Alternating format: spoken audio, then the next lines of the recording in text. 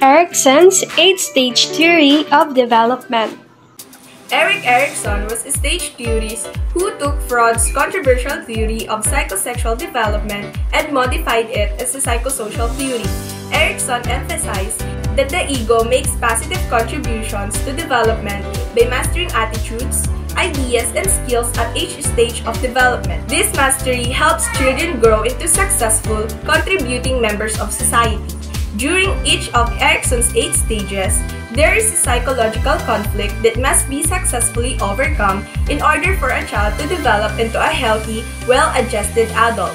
Erikson's psychosocial stages of development focus on the resolution of different crises to become a successful, complete person. In the first stage of Erikson's psychosocial model, infancy is crucial to our psychosocial development. The trust versus mistrust stage is the first stage of psychologist Erik Erikson's theory of psychosocial development. This stage begins at birth and lasts until your child is around 18 months old. According to Erikson, we begin life in the trust versus mistrust stage, in that it is the most important period of child's life as it shapes their view of the world as well as their overall personality. Erikson believed that early patterns of trust help children build a strong base of trust that is crucial for their social and emotional development.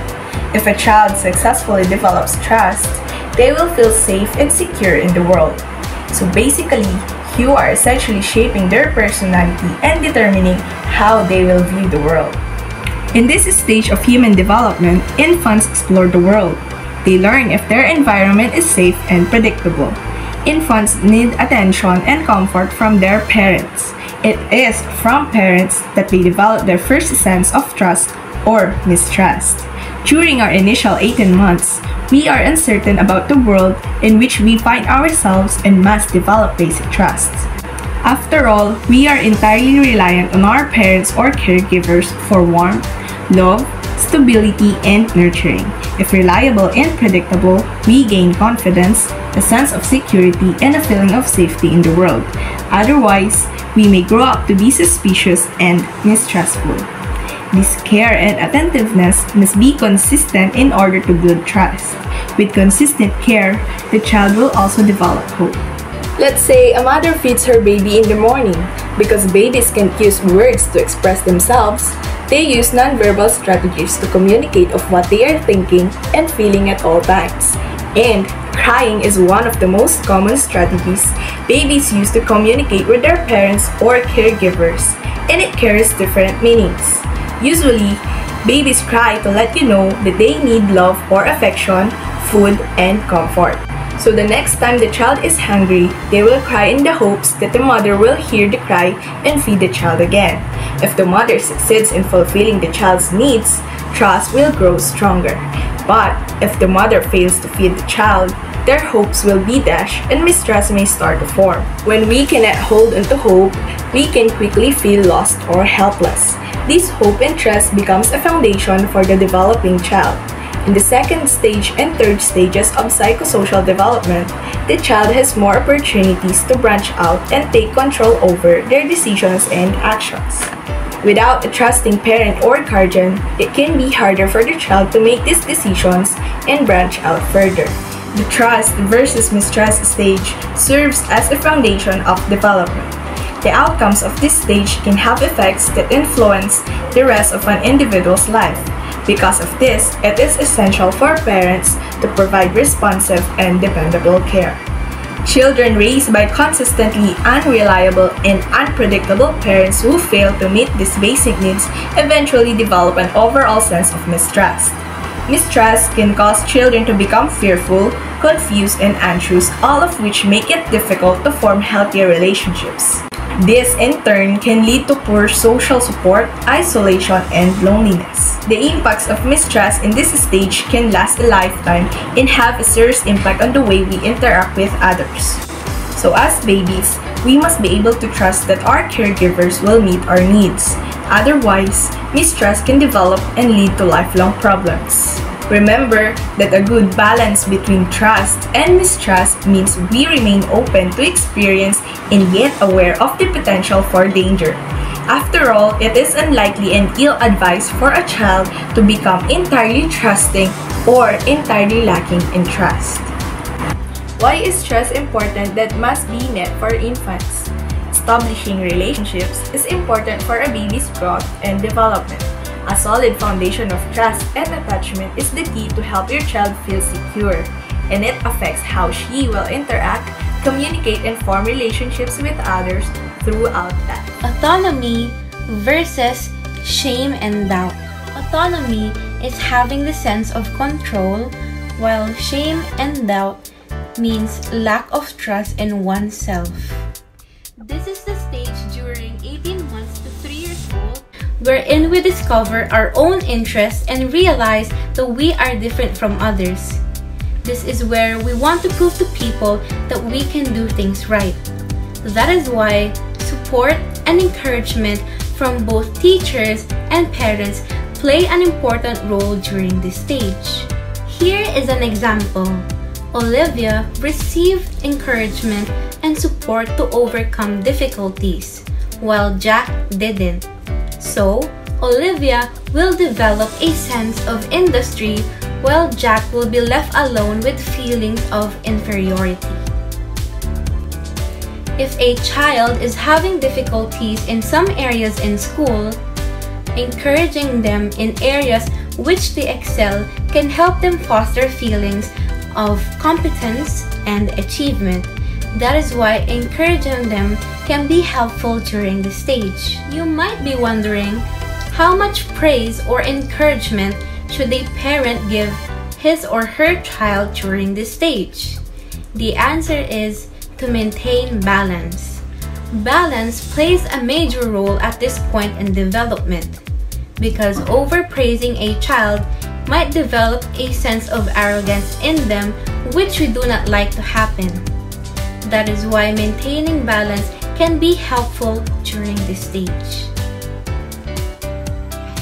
The third stage is initiative versus guilt. Psychologist Erik Erikson claims that kids in their initial childhood will go through a stage of initiative versus guilt. If the child is located in an environment where they can investigate, make decisions, and initiate entertainment, they have fulfilled initiative. And if the child is putting in an environment where initiation is prohibited through criticism and influence, the child will develop a feeling of guilt. Let me tell you what is the difference between guilt and initiative. For example, a boy started to watch anime without doing household chores, so his father started to get angry, and because of that, he felt sad and guilty for making his father angry.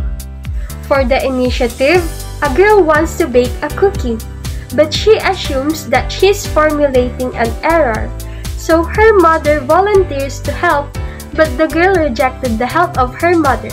But after that, a girl started to feel initiative for baking cookies without the help of her mother and also felt guilt for not baking well.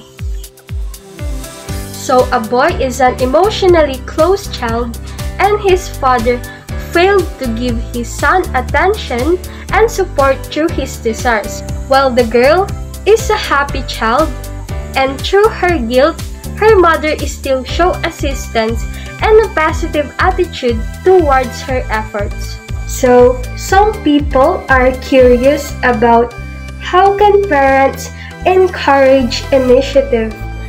My answer is, let your children do it. Let them be independent, because kids can do more than we expect. Try to give your kids a chance to be initiative in a strategy. If they come to you with a problem, help them to think and solve the problem and let them do it on their own. Industry versus inferiority. Industry is having sense of competence, while inferiority is the opposite of that. The meaning of competence is to do things successfully or efficiently. This is the stage around 5 to 12 years old wherein children begin to express a greater need for independence and control. As they learn to do things themselves, they establish a sense of control and gain confidence towards their own abilities. Examples of these are letting them have control over food choices, toy preferences, and clothing selection. Always remember that this stage serves as an important building block for development, as kids who have confidence in their skills are more likely to succeed in subsequent tasks such as mastering social, academic, and other skills. You might be wondering, what can a parent do to support his or her child during this stage? The answer is offering reassurance and having faith in their child's abilities will help them develop a sense of autonomy and have confidence in themselves. Parents who are negative of their child or neglect their child will result in them having self-doubts. And for the identity versus role confusion, which covers the ages 12 to 18. Identity versus role confusion is the fifth stage of Erik Erikson's psychosocial development theory. Erikson believed that adolescence is a crucial stage of development. This stage covers the underlying sense of identity and the search for their sense of self. Adolescents tend to explore things while the development is still there. Having a sense of self can lead to fidelity to oneself. Failure to attain identity can cause confusion towards themselves, and having difficulty knowing their roles in society. In the transition from childhood to adulthood, teens may experiment with themselves, different activities, or behavior in order for them to know how they can fit in a society. According to Erikson, this is an important part in developing an identity and sense of direction in life. Developing one's identity can give off the following: self-sameness, or your similarities with others, uniqueness, or how you differentiate yourself from others, and also developing your mental and physical health. Inability to explore one's identity can result to what Erikson called role confusion. This can result to teens not knowing who they really are or how they can fit into a society. In some cases, this can also lead to dissatisfaction in your place in life. A strong sense of identity can help you have a powerful impact within your life, especially when it concerns your values and beliefs. Your sense of identity makes you unique than others, and that connection is established when you finally found what you are passionate about.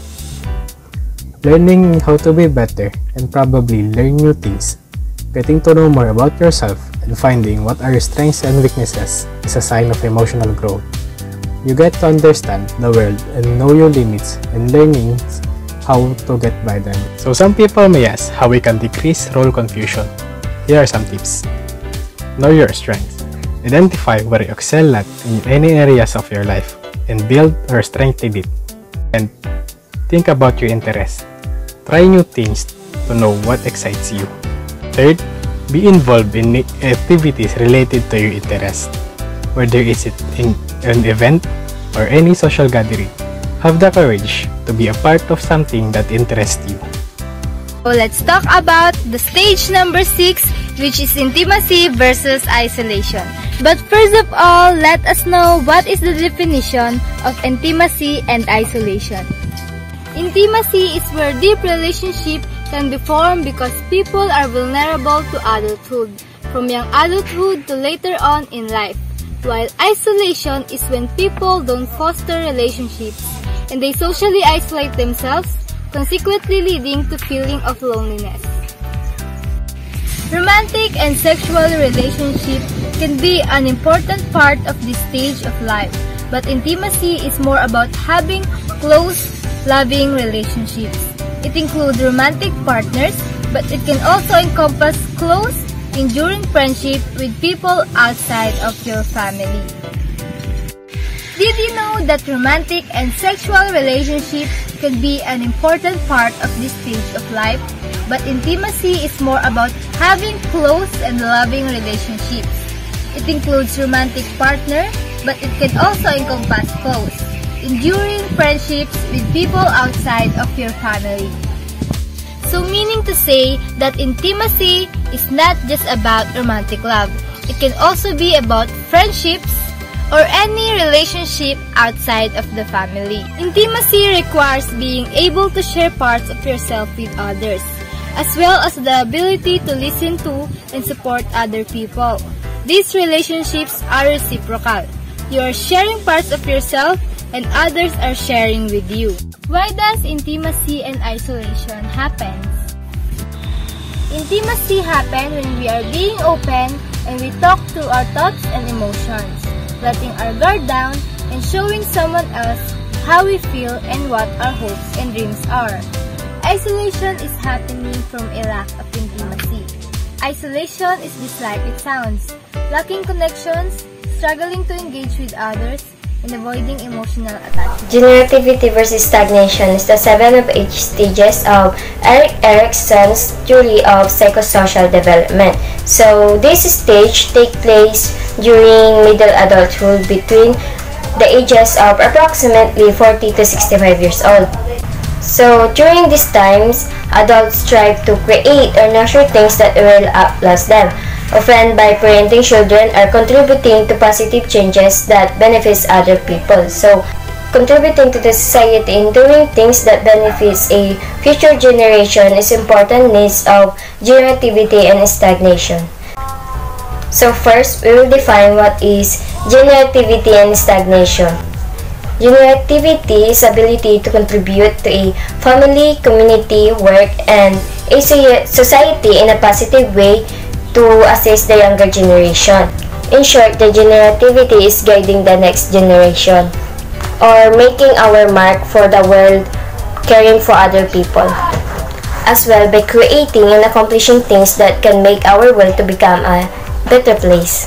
So, some examples of generativity is making commitments in other people, developing a relationship with a family, mentoring to the other people, and contributing to the next generation. So, as you imagine, these sorts of things are frequently realized through having and nursing children. And for those who are successful during this phase, will feel that they are contributing to the world by making or being active in their home and society. So next is stagnation refers to the failure to find a way to contribute.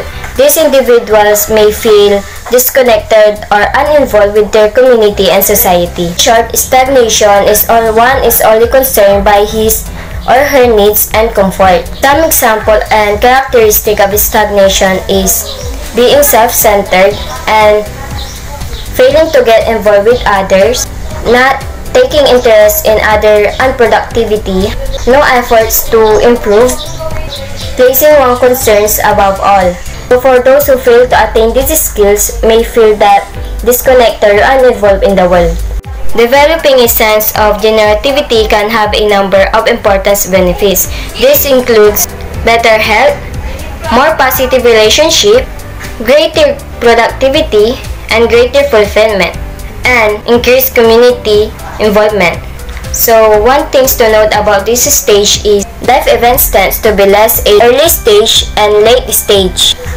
The major events to contribute this stage, such as marriage, work, child rearing, can occur at any point during the rather broad span of middle adulthood. The last stage theory of development happens during older adulthood, which is called ego integrity versus despair. Before anything else, let us define integrity and despair. Integrity means incorporating all of life's events into a positive whole. It is an ability to accept all the facts of life and face death without great fear. While despair is the outcome when life's event cannot be seen positively and the older person is faced with a degree of de-evaluation and perhaps hostility.